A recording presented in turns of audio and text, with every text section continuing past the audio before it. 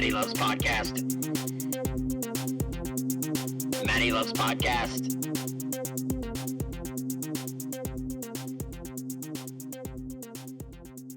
Welcome to another episode of Matty Loves Podcast, Volume 2, Episode 12.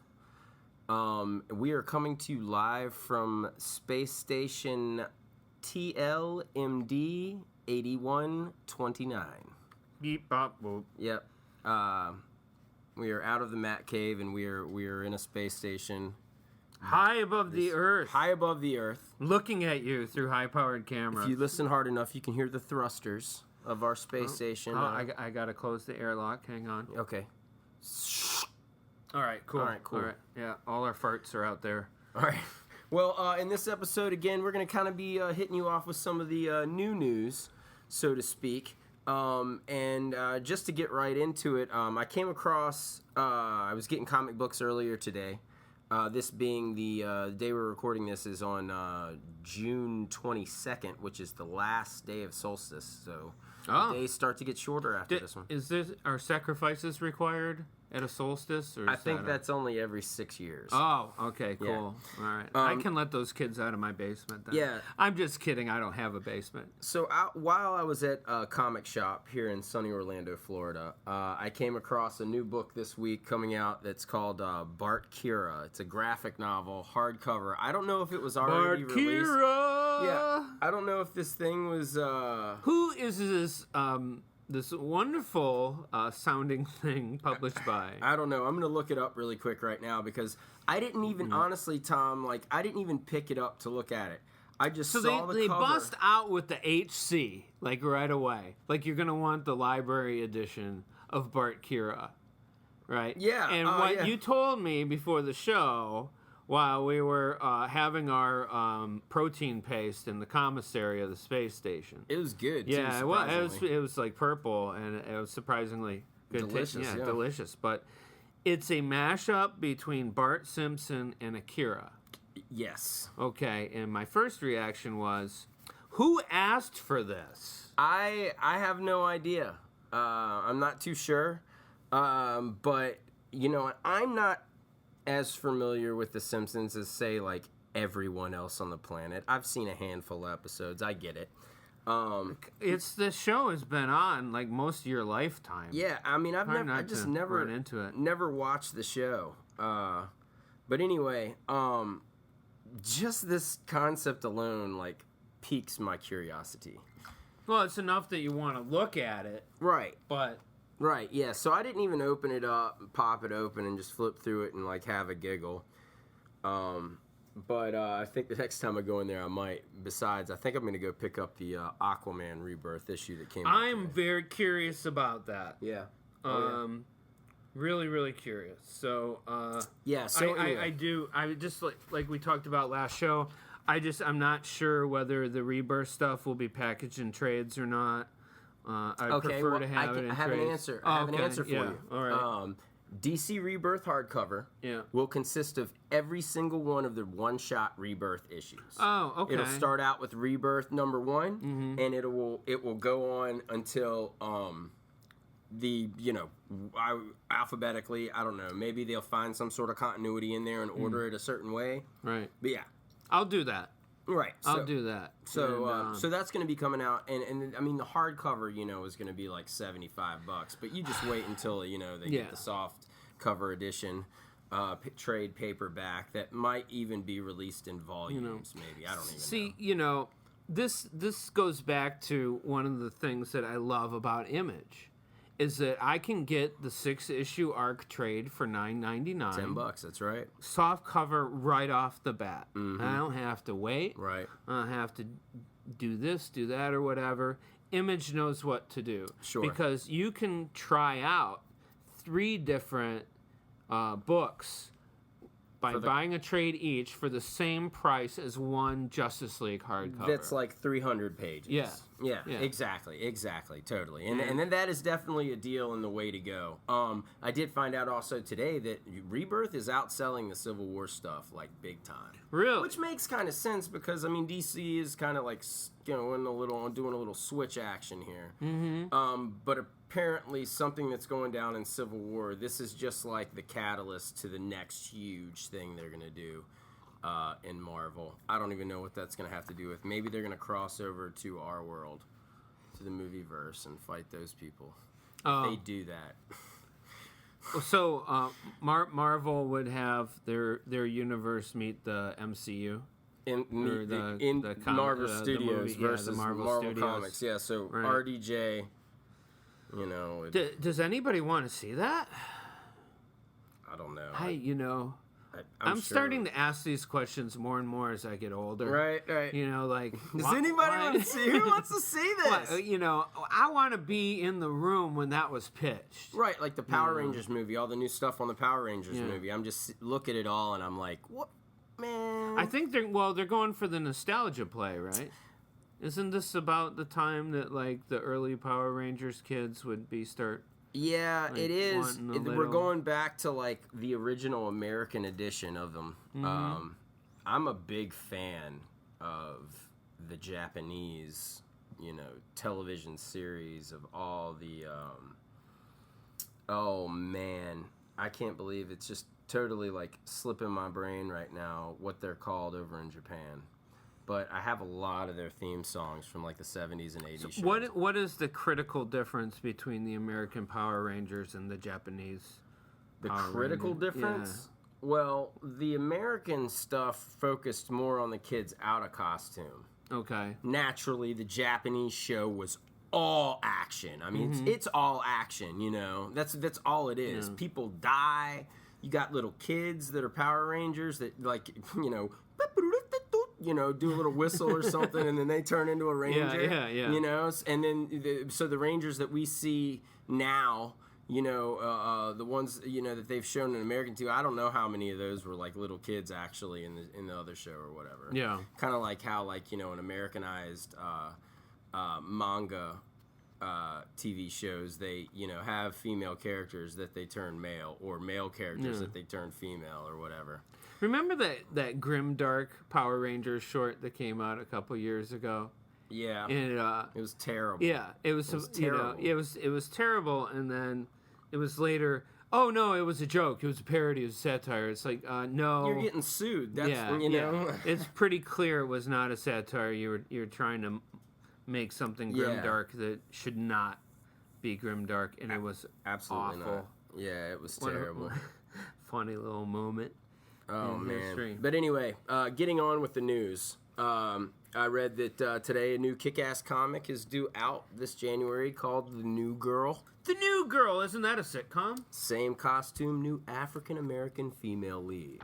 So we're going African-American with Hit Girl? There is also an ongoing Hit Girl series, too. So what I'm thinking they're going to do is have Hit Girl have a protege instead of Hit Girl being the protege. Uh-huh. You know what I'm saying? Right. But she's still wearing the same deal. Mm-hmm. So I basically tapped out after KickAss 2. I tapped out after KickAss 1. Right. Like, I mean, who's reading this book? I read who's the comic. Who's reading the KickAss books? I don't know anybody who's reading I have these a buddy books. of mine, Grant Sawyer. I never hear anybody talk about him. I never really see any press about him. Yeah, I mean, I only read KickAss 1. Mm-hmm. I have not read KickAss 2. I saw KickAss 1, the movie. Mm-hmm. Never saw the second film. So once I saw like the difference in what they were doing, I just didn't even want to move on because it was like around the time where I'm like, man, all these movies are starting to influence these comics, man. Yeah. Well, the history of KickAss 1, for those who don't know, is that the comic and the film were developed at the same time. Yes. And so there's this great divergence in Act 3. Right. And basically... Which makes no sense if it's being made at the same time. The movie castrates the whole point of the story. The comic stays true to the end. But the second film, now we're way off course. Right. And we're just doing a whole different thing. And, Mallory's, he's hit and miss. Some of his stuff is just amazing. Yes. The most recent thing of his that I really enjoyed with the whole Jupiter thing. Oh, yeah, the Jupiter's Legacy. Circle and Legacy and all that. Yeah, all that stuff is fantastic. Pretty amazing stuff. And but I have not really been up on the KickAss thing. One of the things that is a Chrononauts. Chrononauts, right? That was just like a money grab, I think, in the end. Great idea, and then just... I like the better ones called Challengers of the Unknown. Right? But anyway, what was I... Oh, the thing that always has prevented me from going further into the KickAss series is that there are only hardcovers available.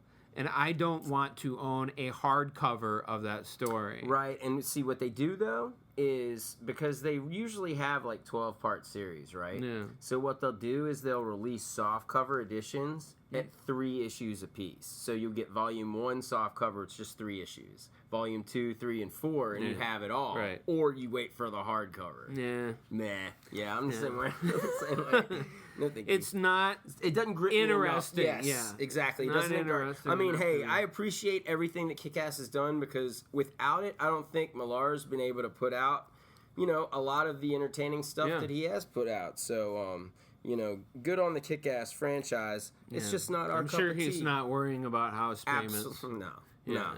no. So anyway, moving right along, Entertainment Weekly, they released the cover to one of their newest issues. I don't know if it's the upcoming issue, featuring the Rogue One few cast members. Man, I was just at Barnes & Noble yesterday. I did not see that. I don't know on if the that's rack. out. I don't know if it's out this week or next week. Okay. But anyway, I can't remember the name of Felicity Jones's character. Is it Jen? Jyn? Let's go with that.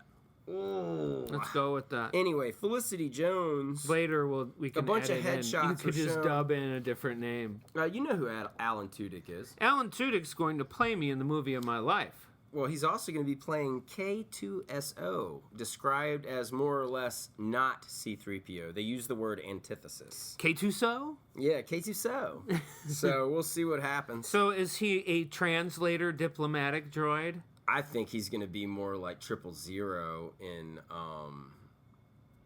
the Darth Vader comic. Just savage. Okay. Right on. Wants to inflict pain. Okay. I don't know if it's an he's assassin the- droid or not, but all it said was... Nice. Does he have a nice black finish? Nice black shiny yeah, finish? dude. Yeah, definitely. Okay. He basically looks like... kind of like a streamlined C-3PO. but Now, like wait. a Are we thin talking body. about K2SO or 000? 000 is the black. It's black C-3PO Okay, with red but eyes. K2SO is just sort of a strong variation. Yeah. One of the things that I like to do here on Matty Loves Podcast is show Tom pictures of droids or just pictures in general that you can see there at home. But that's what it looks like. He's got a tiny head and a big body. Yep. Just It's a like Chris Liefeld. Farley. It's a Liefeld droid, bro. Right? I bet its feet are terrible. I bet it can't stand well. Right? So anyway, so we get the description of the new droid, the character, and then we also get the name of the bad guy, Director Orson Krennic. That sounds like a villain. Sounds like somebody's boss. Well, You're gonna get that paperwork done by 5, or I'm cutting your hand off. Shit, here comes Mr. Krennic. Here comes the director. Put away the stapler. I don't know. okay, and then we have the actor Diego Luna, who's playing Captain Cassian Andor. Why can't he just go as Diego Luna Luna? Because the name works. Yeah, Captain Cassian, Cassian. and I'm gonna need you to come in on Saturday. Yeah, right. Okay. Cassian. I wonder if they call him Kaz. It's still gonna be great, though. Oh, It's yeah. still gonna be awesome. You know, What's in a name? It's Star Wars in the tropics. We haven't Yeah, seen him there right, yet. yeah. We've seen him in the snow. We've seen him in space. Right. We've seen him in the jungle. And now we're going to get him on the beach. They're gonna dig out those old metal bikinis that they've got in dry storage, right? See, this could be like Surf Star Wars Ninjas. Did you ever see Surf Ninjas? Oh my God, long time ago. That movie? You ever seen Surf Nazis Must Die? No. Oh, that's a good time there. Nazis and God. surf, yeah. It's what you would call a drive-in movie. Sounds like it. I'm going to have to So- Google that here soon. So we're excited about Rogue One. And, of course, at the end of this year, we're probably going to be blasting out Star Wars-related episodes because we love it so much here. Oh yeah. Okay, so next up, going along with movie news, Zack Snyder finally addressed the Batman versus Superman backlash. Here we are, how many months later? 3 months later? He was busy counting his money. He didn't have time to... Right. So he and his wife, I can't remember I read the article they spoke with, but anyway. Mrs. Snyder? Yeah, Mrs. Snyder. So they said that the new film, due to the backlash, will be brighter. So. Well, here's the thing, Zach, all right, is that... Mr. S. Okay. You know how to make really cool visuals, and you clearly have a very dramatic visual eye. But when it comes to composition, there's something that you fail miserably at. You put dark things in the forefront and dark things as a background, and the whole thing is a big, dark mess. And it's really hard, especially when you're sitting in a theater, for your brain to understand what it's seeing. Now, it might be Nito Mosquito, to use Zach in the editing room, but, the third act of Batman v Superman, you could hardly even see what was happening on the screen. Oh, yeah. You need dark things in front of light backgrounds, or light things in front of dark backgrounds. And that's what I think we'll get the latter of a lot, is light things, but it's still a dark background. See, and I'm a huge fan of his remake of Dawn of the Dead. Hey, man, there are all kinds of lights awesome. on. I love that movie. It's a very bright film. It's Burt Reynolds. Don't you remember lighting? You do, right? So anyway, I just don't know, man. Do you think Zack Snyder's broken as an artist? No. Do you think he's had so much smoke blown up his buttocks that he No. can't change? Do you think he's going to change? I think his Zack game? Snyder had a specific direction that he wanted to go. And nobody said no. And nobody said no. And it had to get to the point to where, you've got fans so mad that they think petitions are going to work to do something to different parts of the movie, like whatever. Right. So, because of this... Sign a real petition that does something for real. I think that he has sat down and kind of been like, okay, let's re-examine this whole thing. And I think Ben Affleck's had something to do with that, along with the backlash. And so now I think that, I am actually looking forward to seeing what happens next year with this film. Okay, so two things. Okay. One, I think the thing that they should have done back when they first brought Zack Snyder on board to be the architect of the DC film universe, right? Right. Because he is. He's laying down the template. You know, this is what it looks like. This is what it feels like. These are kind of stories, right? And, we could discuss whether or not he was the right pick, but whatever. What the studio should have done... Well, Jeff Johns is there now. He's now overseeing everything. Who was before? Was it just the studio? Well, I don't know if it was just the studio. I know that, Christopher Nolan still has, EP credits to all this stuff. Right. But I think that... he had something to do with it, I think, and I think Zack Snyder did too. But now that they brought Jeff Johns in, I think maybe there'll be guiding, because I think what they should, they need to go more Avengers with this movie, right? Oh yeah, and what Zack Snyder should, it should feel like a big adventure. There should be a lot less angst and torment, and it should feel like a great adventure, and we should see heroes being heroes. He said something really jerky, though. He's like, apparently people don't enjoy a deconstruction of the superhero character, so I'm not going to do that anymore. You already did it once with Watchmen. Yeah, basically what he's saying is, well, people don't get my art. Right. It's like you're making massively commercial films. You need to sort of rethink your game. But anyway, if I were Zack Snyder, I would hire the grumpiest, most crotchety old man to just complain about everything I do. Just to create a second of, maybe it's like, I don't get it. Yeah. Why are you doing that? He was quoted to say, when I first read all of the, when I first sat down and started reading all the reviews and the backlash, I was like, woof. Okay, we need to rethink this. Okay. So I'm thinking... So he looked in the mirror, he had a long look in the mirror, sort of thing. So a couple more things popped out at me here. For one thing I didn't have here in the notes is Superman is going to have long hair in this film.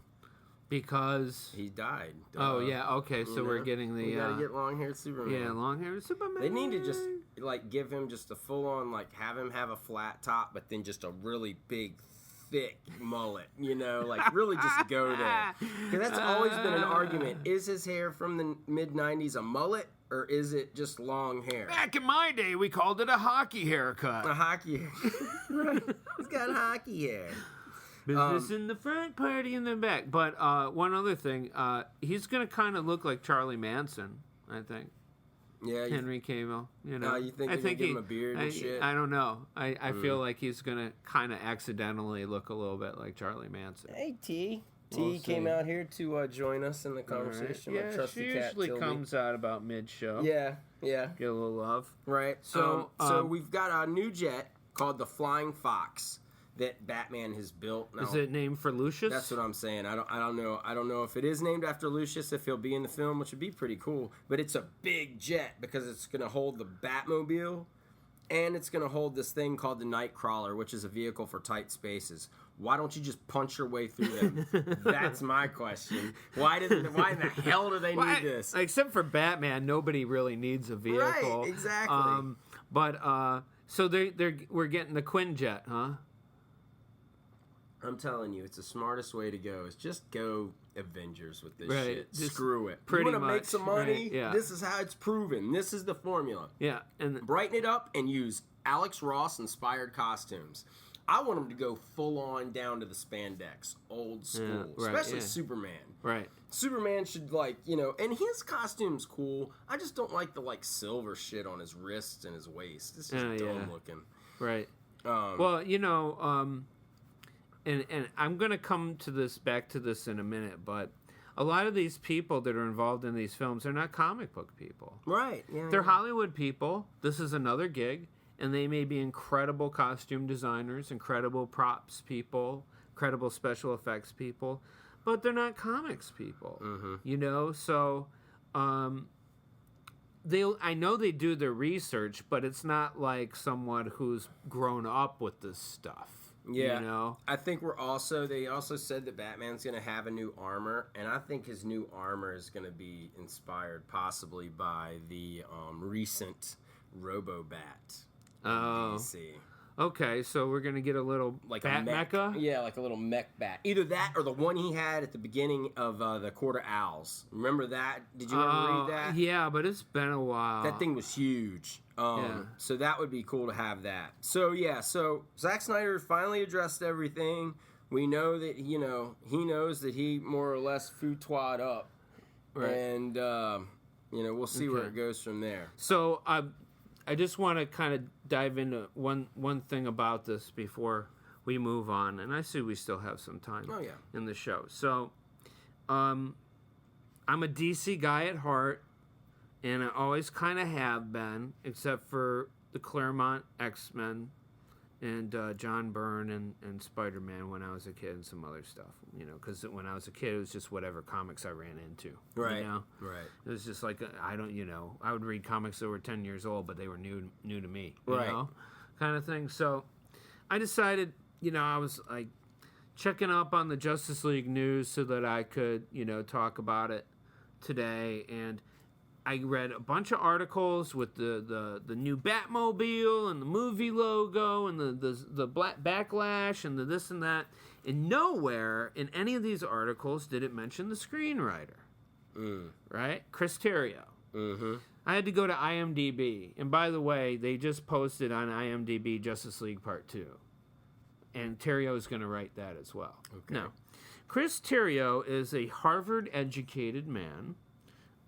He's definitely had a very polished education, right? Mm-hmm. And he came onto the scene with Argo. Oh, what a great movie! Right? So he wrote Argo. God, what a good movie! And thus begins his love affair. This is all conjecture now. Thus begins his love affair with Ben Affleck. Okay. Because the thing is people like working with people that they like, and also people that are proven talent, right? Argo did very well, of course. And it was a great film. So I think he sort of hitches on to the Ben Affleck's rising star, right? And he gets entree into the superhero universe. He was the screenwriter for Batman v Superman. He rewrote Goyer's script. Right. Okay. In an interview, he specifically says that he hasn't read comics since he was a little kid. Ugh. All right. Now, I think that's one of the reasons why Batman v Superman was a disappointment to a lot of the fans. Wow. Is because it was written by a Harvard-educated in literature, right? So he's kind of like highbrow trying to figure out lowbrow, you know, common man storytelling, which the mythology thing, you know, and we talked about Batman v Superman. And I said I liked it, right? And everyone else was like, "How could you like it?" And I said, "I don't know. I just went in with low expectations, and I was fine." But when I really think about it, the only thing I really liked about it was Affleck. Yeah, Right? me too. I liked Affleck. He was the Bruce Wayne I've been looking for. I don't like the fact that he has guns. I think that that's really off-tone, but whatevs.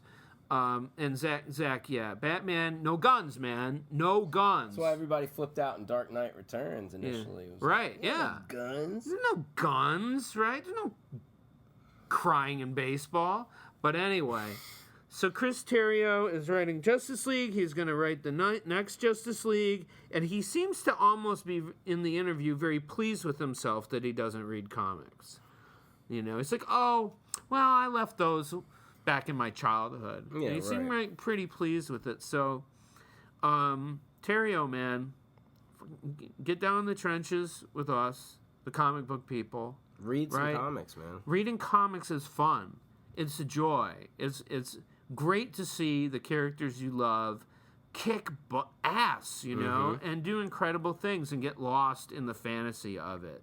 So don't give me Shakespeare with Justice League. Give me a rollicking adventure. I want to see team chemistry. I want to see individual personalities. You know, the Justice League has an honored tradition of the personalities of these characters are well established. Please color within the lines. Please. That's what I'm saying. So, they're making this movie regardless of what I think. Sure. So, I love Justice League. Always have. I hope they use the Super Friends. What do you music. think about Steppenwolf? Yeah, that's a whole other thing too. They announced the villain, the main villain's going to be Steppenwolf, and I mean, Get your motor running. right? Of course, that's initially like right away. That's all I hear. Well, as a former English major, actually graduate English major, I think of the Herman Hesse book, Steppenwolf. Herman S. But anyway, in all seriousness, what do you think, man? So they're going to go with Apocalypse, New Gods. Yeah, they're going with Scot-free? kind of like a herald, I guess, of Darkseid. But he's his uncle. Right. Yeah, it's like his uncle, kind of like the way, like, in the Marvel Universe, you have Thanos. He's the fun uncle. Yeah, you have Thanos, and then you have, damn it, I can't remember the other guy's name. It's kind of like And his... Mobius. Yeah. So anyway, we have Steppenwolf, who is a new guy, uncle of Darkseid,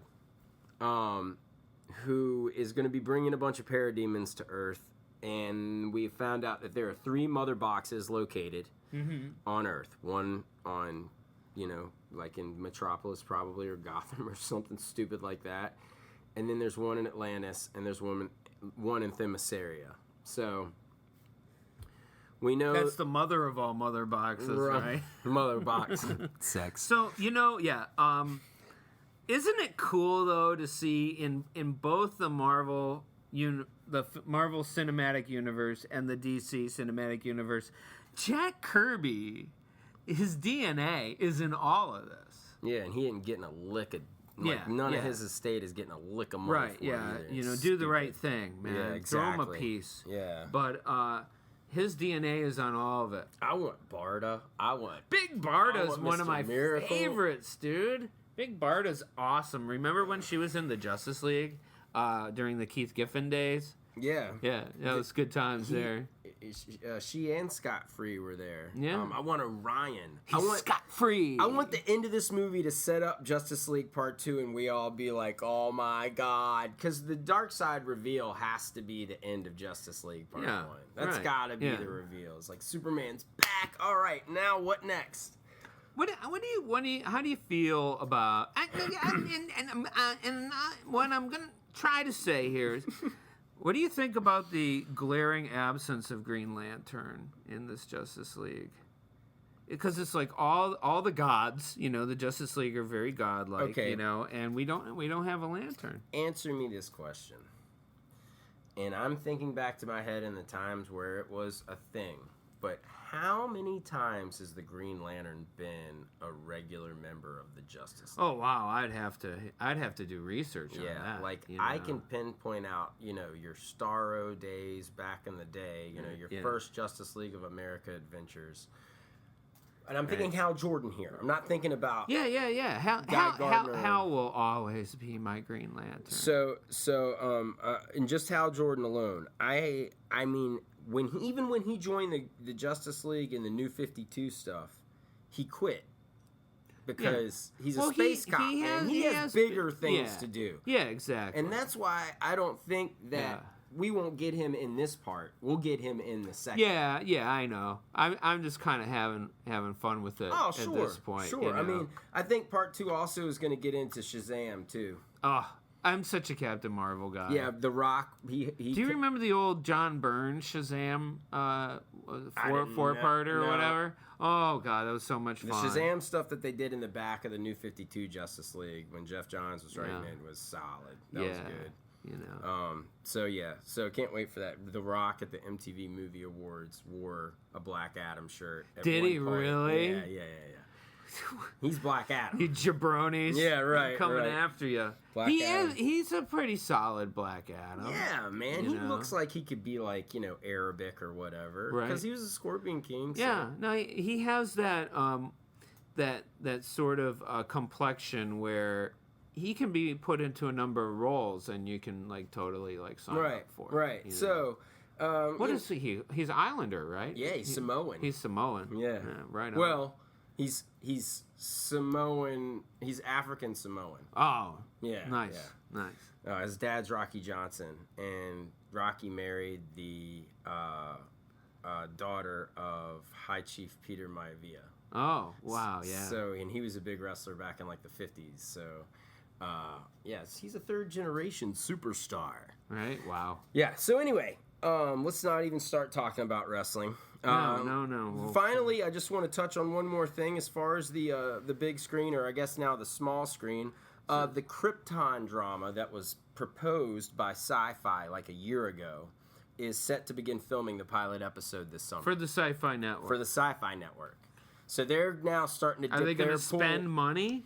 I don't know what's going to happen. I don't know if this is going to be a show that lasts on Sci-Fi or just ends up being another show that gets transferred over to the CW. I just finished... I don't think it will be, though, because I think they're going Battlestar with this. Okay. Yeah. Well, to me, Battlestar is still the high watermark of Sci-Fi. That was their best show programming. ever. Hands down, the production no quality, question. the writing, all of it. Yeah, no, it was... The money was just... NBC, Universal was like, bleh. They dumped all the money into it, and because the right people that were trying to get it started, they were like, listen, people will eat this shit up because there is no space shit going on right now. Right, yeah. Let's get it back on television. It's got a realism to it. Right. The way they conduct themselves in battle, the way the ship is designed, all the little world building touches. Mm-hmm. When I was a kid, the original was on, and I think it was on Sunday nights. And I remember every Sunday night, my mom would pop me some popcorn, and I would watch me my Battlestar Galactica. And they did gender swapping, with the new show. Yeah, they did. They gave us more female characters. Starbuck, female Starbuck, and she's arguably the best character on the show. Yeah, without a doubt. Every guy and girl wants to be her, just in how she is. And her she's swagger. Total cowboy, man. Oh yeah, absolutely. Total cowboy. Absolutely. Loose cannon or wild card. Yes, is what I'm looking for. So anyway, I just finished watching season 1 of Dark Matter because it popped up on Netflix. I liked the show. The production quality is, well, hopefully they'll get more money for season 2. Is it a sci-fi show? It is, and it's a deal where 6 characters come out of stasis on a ship, and all their memories have been wiped. So nobody knows who anybody is, and they slowly discover that they're all really bad people. So they have memories, but is it one of those things to where they come out of stasis and they like don't know how to do like anything? Well, like, no, what am I that's doing? the thing I'm is walking. they don't have any memories of their lives, but they know this? how to Make eat, a sandwich. make a Right, sandwich, right. talk in English, Right. operate a ship. They still retain whatever abilities they had before they went in. So yeah, you have to you're like, what? So what are the rules here? Right. On memory wipe. Once you get past that, right? Because I always say that about like, who am I? Yeah. And then you see them like, doing something anybody else can do. Oh, I can fix aircrafts. Yeah, they're not Engines. like, what am I doing? You're walking. What is this? What is this in and out shit I'm doing? You're breathing. Right. What's breathing? What you doing? Do you remember the old Tom Hanks Mr. Short-Term Memory sketch on a Saturday Night Live, yeah. What's in my mouth? Yeah. You're eating. Right. So anyway, I enjoyed it, for what it was. I tried to watch Killjoys, and it was just the production quality. I just could not even, And so I'm curious, are they going to throw some cash at Krypton or what? Yeah, see, I don't know what they're going to do. This is a very easy show to shoot in front of like a blue green screen, whatever. But like, from the way it sounds is they've basically told us like the main protagonist, Zeg-El, which is Jor-El's father. So this is going to be about Superman's grandfather. Okay. Okay, so this is going to take place probably, I would say, about 50 years before Superman was born. Okay. So we're going to probably see Jor-El born, and then Jor-El's going to end up going through a lot of shit as a baby. They're just going to make up a whole new batch of shit that went on back in the day. Right. Kind of like John Byrne tried to do. Like back in like 1987 when he did like the world of Krypton, and he tried to like tell a story, and no one gave a shit about that. Yeah. It looked beautiful, but What do you think? Do you think this is a good thing?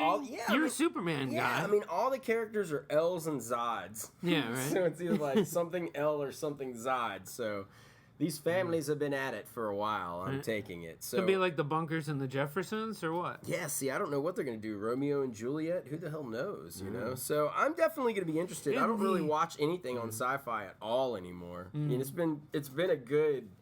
been a solid 20 years since I was a regular viewer of the Sci-Fi Channel. So back, you were watching it when it still was spelled at least remotely correct. I was watching it when you had the little see-through Saturn on the bottom corner, yeah. and that was it. There was no like sci-fi under it or nothing. Yeah. And you had the block of like Dark Shadows, Incredible Hulk, all $6 Million Man in the afternoons, and it'd be like 6 Now you got to go to million. El Rey for that. Right, exactly. Yeah. El Rey is kind of like the new sci-fi, only it's not as sci-fi. It's action oriented. Yeah. That's all. Because The during $6 the million day, sometimes I roll it while I'm grading, and you get either a Knight Rider block or an Airwolf block. Yeah. And then the Kung Fu movies. Yeah, they the got Kung those Fu going movies crazy. and- I actually I taped one on here not too long ago because it just sounded badass. Yeah. Can't remember what the name of it was. I don't know, but my wife and I, she likes Kung Fu movies, and we caught one called Flying Guillotine 2. Oh yeah, Fatal Flying Guillotine. Yeah. And it has become a running joke in the house. Oh, yeah? like it left its mark with us. Now those aren't Ghostface Killa the character. He's not in those. I don't think. No. Damn it.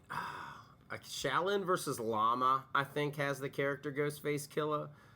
But I mean, I started watching Kung Fu once I started listening to Wu-Tang, and I'm like, what the hell is like. Yeah. What is going on here? Because the only like karate movies I knew were like the Van Damme styled, your late night watch titties everywhere Cinemax martial arts movie where it's either fighting or sex. Right. Yeah. And then there was like Bruce Lee. I loved Bruce Lee. Oh, come on. Yeah. I loved Bruce Lee. And I really wish I had all of his films on Blu-ray, but I wore those. There's gotta films be a out. box Oh, there is set. a collection. There is. But anyway, so to me, it was always like the, that noise. It wasn't like the fast, rapid fighting, almost dancing in the kung fu movies, Right, and this yeah. like, I let you try my Wu-Tang style, Once I figured that out, I met this guy who had like every single one of the Shaw Brothers films on VHS. Oh, wow. Yeah, and so we would sit and watch those, and he'd be like, check it out. You're going to hear some stuff you've heard before in this movie, probably. And, and it's the samples that, like, all in the Wu-Tang songs and everything, which is, so I always grew up digging the kung fu. That's why El Have Rey, you ever man, seen it's the awesome. old Jackie Chan movie, like Drunken Monkey or Drunken whatever? Master? Drunken Master. Yes. Isn't that the one where he beats up a guy in the kitchen with all the pots and pans? Yeah, it's either and like the in one or utensils? two, yeah. So amazing. Yeah, but that's classic kung fu Yeah, I movies, know. man. Like, Yeah. I love that stuff. Well, what I like people too, say that's his best movie. What I like too about El Rey and all these kung fu movies is seeing all the period costumes. And all they're that so stuff. bad, the Yeah. bad wigs, it's always like the gray-haired guys Yeah. are what kills me. Yeah. And it, like in like Quentin Tarantino and Kill Bill, man, he grabbed that that movie felt like a kung fu movie. Oh, sure, yeah. And also kind of like Slash, like a Renegade film. Yeah. Which we need to do a podcast just talking about Renegade movies. Okay. Because I just saw the Jack Reacher 2 trailer that just was posted like a couple hours ago. Yeah, I never saw the first one, but I mean, I did not. It looks awesome, Yeah. man. It looks awesome. So that's Tom Cruise. Yep. So is he running in the trailer? You know what? I don't think he I runs it defy all. you to but find- he uses an AK in the I trailer. defy you to find me a film where Tom Cruise isn't running in a scene and isn't on a motorcycle at least once. I think he is on a motorcycle. Yeah, he is. He was even on a motorcycle in Oblivion, right? And he was on a motorcycle in All You Need Is Kill, Edge of Tomorrow. Edge of Tomorrow, he has a motorcycle scene. That movie is great. Yeah, it is. It's a great movie. The book on that is that he learned how to ride a motorcycle for Top Gun. Okay. And ever since then, he insists that there's a motorcycle scene all right. in every film. Okay, really quick before we close this episode Okay. out. Name me a bad Tom Cruise movie, like a wretched Tom Cruise movie. That's the thing is I like his movies. I mean, maybe some of the Even but the Kubrick stuff like Eyes Wide Shut, that movie makes you think. It's not wretched. Yeah. It just leaves you at the end like, what is gonna happen next? Yeah, or right. is nothing gonna happen next? No, my introduction to Tom Cruise as a kid was seeing Risky Business. Oh, it's like every Yeah. teenage boy's dream. Oh that yeah, movie. it's amazing. Oh, when I first saw it, I was Yeah. like, whose Yeah. parents are out of town? Yeah. Yeah. Call up the prostitutes. Right, Let's yeah. do this. Right. And Jerry Maguire's a little syrupy for me. I remember at the time liking the film, but I have subsequently gone back to it, and I was kind of like, I don't know. But you had me at hello or whatever. Right. Anyway, show me the money. Anyway, I like the guy. He's totally weird, and I like weird. I appreciate weird people Yeah, very sure. much. I'm kind of weird, and I've grown to accept it. My introduction to Tom Cruise was Cocktail. Oh, And I watched that when I was like 8 years yeah. old. Were you in the kitchen flipping bottles No, after that? No, but I always said, man, if I ever work in a restaurant, I want to work at the same one that he did. And that's the first one I ever worked in. I worked in the TGI Fridays in Roanoke, Virginia. And I was like, wait a minute. This is just like the restaurant in Cocktail. Right? Holy shit. Yeah. You're like doing slippery nipples and Sex on a Beach. Oh, and, yeah. What is it? What does he say to him? He's like, when he's on the island and he's working himself and he makes that bet with Coughlin and he's like, I'll bet you a bottle of Louis Trey that you can't get with that woman, or get her to come over the bar or whatever. Yeah. And he goes over and he was just like, hey, what can I get you? She's like, a beer, please, or something like that. And he was like, why don't you try one of my rum specialties? And he describes this drink he's making, and it sounds sexual. And she's like, excuse me, but do I have F me written on my forehead? Right. I always love that scene. But that was like that was my introduction to Tom Cruise, and then after that, I think Days of Thunder was like getting ready to come out. Oh yeah, that might be my favorite Tom Cruise movie. Days of Thunder is a good time. That movie kicks so much ass. Yeah. Every time I watch it, I'm like, it's cheeseball, right? But it's just one of those. It's movies. the right kind of cheeseball. Yeah, man. Yeah. There's you gotta let all your stuff go and just sit and down. The action's on the track, man. Yeah. All the action's on the track. There's no like fight scenes in it or whatever. There's racing. I love throughout. the rental car scene. Oh, that's the best. Yeah. That's the best. What would you say it was? The carburetor? Yeah, that's right. Well, when I was doing the auto show stuff in the 90s, I used to be on the road with a lot of pro drivers, guys that were racing or, they were somewhere in the food chain, you know. And the shit that they would do with rental cars, like, oh, my God. Dude. It was awesome, Oh, my God. I remember being on the 405 in L.A. First of all, they ignore all lines on the road, and they just put the car wherever they want to put the car, right? And they're going about 110 miles an hour, trying to pop the mirrors off of each other, the side mirrors, trying to get, and these guys are so precision, man. They're like an inch away from the other car, and you don't even feel nervous as a passenger. Right. Now, I love you, but if you were trying to do that on the freeway, I'd be flipping out. Right. Matt. But these guys are so smooth and well-trained, And by the way, never play air hockey against a pro driver because they will just demolish you like 20-0. Because their hand-eye coordination yeah, is it's sick. ridiculous. Yeah. So, anyway, the last That's the lesson for this episode, for sure. But anyway, go ahead. Don't play air hockey with a pro driver against a pro driver. Right.